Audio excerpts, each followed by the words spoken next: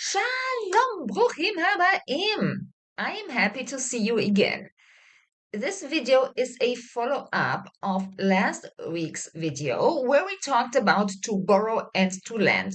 And since we had these two verbs, lilvot and lehalvot, I promised you another video, which is this one, where we look a little bit closer at what is happening in verbs in general, but especially in those two, when it's not only an ending on ot, but on vot.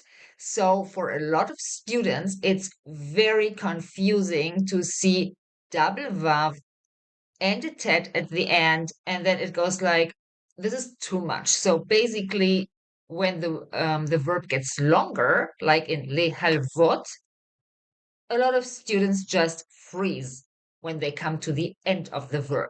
So in this video, we are gonna clear up the confusion, and I'm absolutely confident once you see it, you can never ever unsee it. Okay, my name is Ruth Avni. They also call me the Verb Queen, and I walked in your shoes. I was a student at the Ulpan. I had all the questions that you have.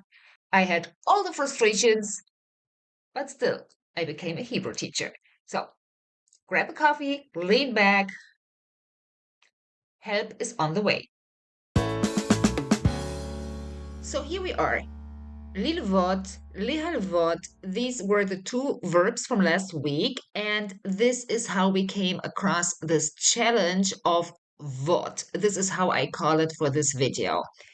And basically, we have to split it. It's a V and it's the ot.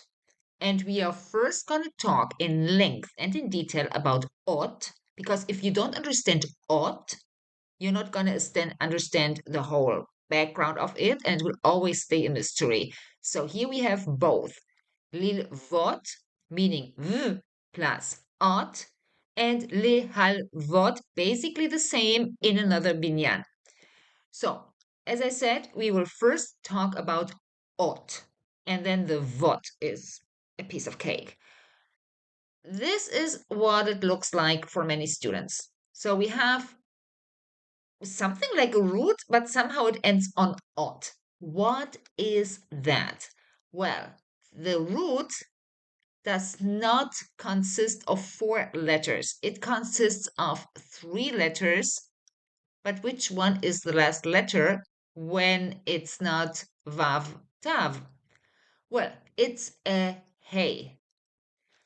Hey, every root that ends on hey turns into an infinitive that ends on ot. This is super basic, and it's for all binyanim like this. If you are new to Hebrew verbs and you have never heard of it, I really recommend to you that you get my book where all the rules are written. There's also a drill sheet, because if this is new to you, this concept, then the big verb course would be too much for you at this point. Okay, so let me show you some examples, and I'm sure that these are examples, these are verbs that you actually know, but you never questioned them. So let's see. Roots that end on hey and their verbs, like liknot, to buy. Yes, the first 2 root letters are kuf and nun, and then we end on ot because it is actually kuf, nun, hey. This is the full root. And the same is true for livnot, to build. So you have bet, nun, and of course a hey, because this is the reason why you are ending up on ot. And this is always the same. However, in these examples here, we are in pa'al. But as I said, it's true for all binyanim, and we will later see that. Here we have pa'al. You have the root, you put a lamed in front, and instead of the he, you put vav tav. Then we come to nif'al. Lamed he, yud in front. This is the standard for a nif'al verb, but the root ends on hey. So here again, vav, tav. Then we come to PL, lamed in front, and normally then we are done, but not in this case. Vav, tav instead of hey. The same is true for Hifil, lamed hey. This is how we know that we are in Hifil. And then again, the hey gets replaced by vav and tav. And we still have hitpa'el, same story, lamed hey tav, because this is an infinitive in hitpa'el, and we end on ot because our root ends on hey. And if we now put it nicely, it looks like this. You see? So this odd thing is always the same. However, the fact that it is odd, the vav, that is new in nif al pi al hif il hit pa'el, because if we were not doing this replacement thing here, there would be never a vav at the end of these infinitives. In pa'al, yes. For example, lisgor. That means a standard pa'al infinitive always has a vav before the last letter. So there it is relatively normal, but for everybody else, the vav is new. If you now compare pa'al and pl, oh man, they look the same. So what am I going to do about it now? Well, here we come into context and how to read it, which is actually something that we then do in the big course. So for people who know about lamed hey verbs, verbs with a hey at the end of the root, they now get an upgrade in the course to distinguish between pa, al, pl, and all of that. So in our case here, we stay for a moment with the ot, lilvot, lehalvot. As you can see, they both have it. You see? So visually, you have to separate that, whether it is vot or only ot. Fact is, vav tav can only mean one thing in an infinitive. You have a root that ends on hey. Here on the left side, we are on pa'al, and that means we keep the full vowels. Lil, vot. As I said before, like for example in lis, gor. So e, o are the typical standard pa'al vowels for an infinitive. Now, when we come to hifil vowels, which are normally le, ha, and something with e, like in lehagia, lehazmin, well, here we have to swallow the end.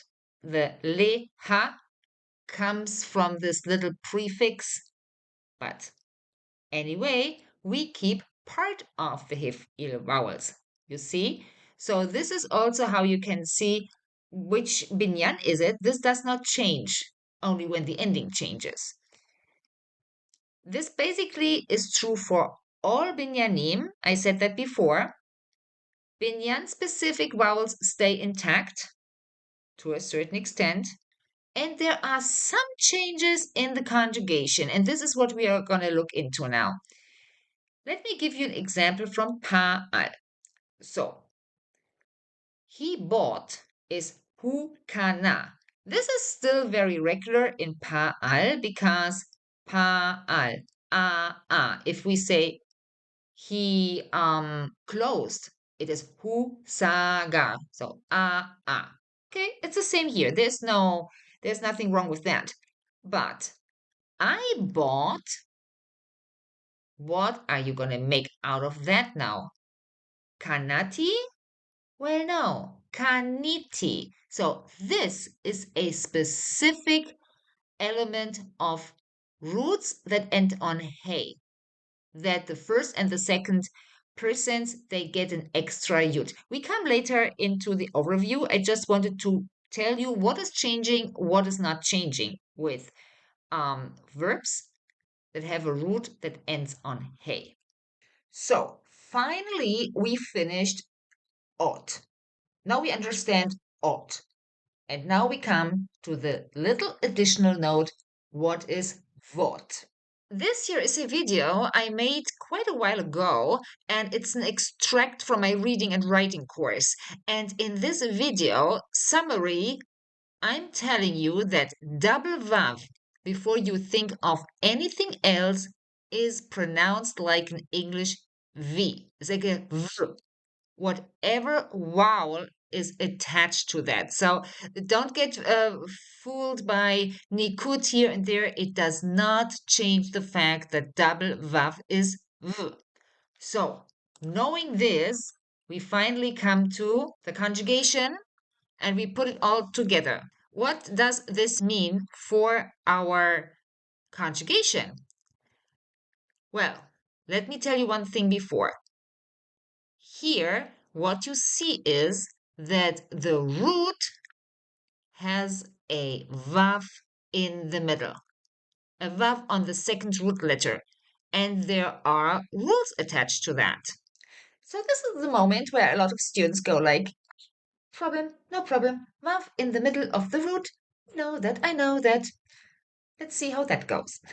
Don't get me wrong, I'm always super happy when a student says, oh, I know that. There was something with the verb in the middle in paar verbs. Right, there was something. Exactly. So that's already a good sign when you're aware of that. And let's see, what is the one that you probably know? Yeah, these kind of roots here. Let's say latus, to fly, to live, lagour, to fish, ladug. And this is how you end up in present tense. Hutas, hugar, hudag. Right. But we have also here hey on the third root position. Well, what does that mean? That means that basically we forget about it. This rule is not applying in combination with hey. Okay, let's see. This is our verb, little vod, and it goes hu love, hi lova, hem lovim, hen lovot. Okay, so this is a typical lamed hey conjugation. Lamed hey means hey on the third root letter. But students get afraid because of the two vavs. Basically, there is the root, lamed, vav, and ot. Nothing changed, but visually it can be intimidating. So, for example, if we did that here with liknot, wouldn't have such a problem, right? Kone, kona, konim, konot. Right. Love, lova, lovim, lovot. It is the same. However, one thing, please, no triple vav. Okay, here I have to pause for a moment. No, I do not want you to write triple vav. Is it possible? In theory. So there are some well-known sources on the internet where they sometimes write verbs with three vavs. Is it correct? No, and I tell you why. It is in theory correct, but then, in my opinion, it would have to be for everything, for infinitive and conjugations. But these sources only put it on some conjugations. And here's already the thing. In Israel, in modern Hebrew, I have never ever seen three vavs. And actually, when you see three vavs, and I'm talking about the logic we are talking here about, right? I'm not saying that there's somewhere an exception. I'm talking about the these verbs and when we conjugate them. So when they're in conjugations of ot or vot verbs, you see a conjugation that includes triple vav. I mean, come on. Every Israeli would make a super stop, like in the like before a car crash. Like, what is that? It's, as I said, I've never seen that. So, and as I always say, check internet sources 20 times. Okay, so summary, we don't write 3 verbs. Okay, good. Okay, let's see past tense. From the verb lil vot, here are our pronouns. And normally you start with who. So we do the same. Who lava. He lavta. Hen lavu. And this is also a typical lamed hey conjugation. A typical conjugation for verbs whose root ends on hey. If it was for the verb to buy, liknot, it would be kana, kanta, kanu. So as I say, don't get scared because it says two vavs. You have to know how to read it, but I think by now you know. And now we go to the other persons, what I mentioned before. Here it is, ani laviti. It's not ani lavati because it is hu lava. It is ani laviti, ata lavita, at lavit. Then what we know, hu lava, he lavda, אנחנו לווינו. אתן לוויתם, לוויתן, הן לבו. I will not go with you into the future tense. I think you can look that up, and that video will otherwise be too lengthy, but I think you get the idea because it is lamed hey. It's a root that ends on hey, and it's the same for all the verbs, like liknot, kaniti, kanita, kanit. As I said, it is the double-vav that scares students. The conjugation is not so different from other verbs with the same structure. Okay, our last verb is lehalvot.